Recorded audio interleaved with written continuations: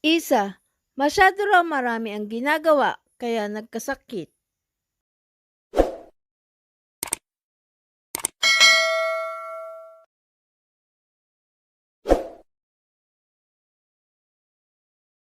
Mahigit na raw 1 linggong masama ang pakiramdam ng magaling na aktres na si Isa Calzado.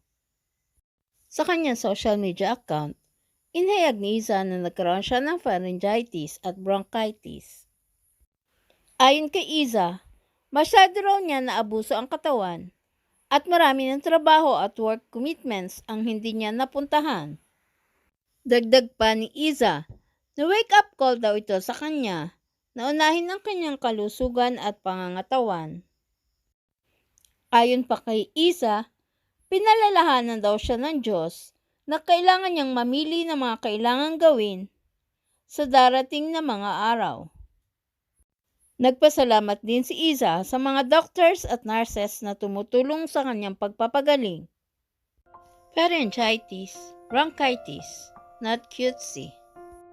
My cough and nasal congestion, not very demure. Over a week now of being sick and even missing out on some work commitments. Push my body too hard again. Almost our entire household got sick, but I was the one who got it bad.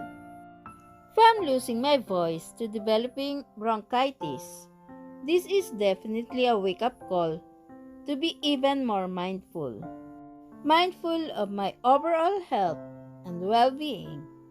Mindful of my boundaries. Mindful of where my energy goes.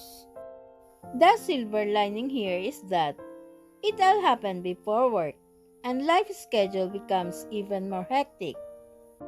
God is already reminding me that I need to make better choices in the weeks and months to come.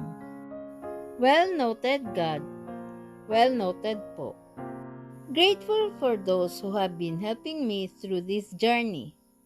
I did everything from doing a panel test, taking my medications, nebulizing, to doing IV drips, acupuncture, ozone treatment, and energy healing.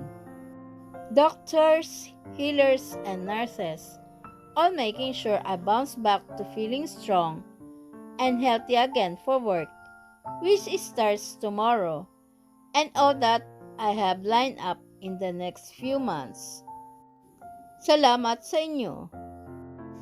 Moving forward with a plan to make sure I can be at my optimal health for the many hats I wear in life, especially the one I wear with most pride and joy, being Dea's mom. May we all be happy, healthy, mindful, and very demure. Have a blessed Sunday. P.S. Thanks for all the healing love and energy. I am on the mend, and your messages are making me feel even better. Much love to all of you. Please subscribe and hit the notification bell para ma-update kayo sa sunod na showbiz news.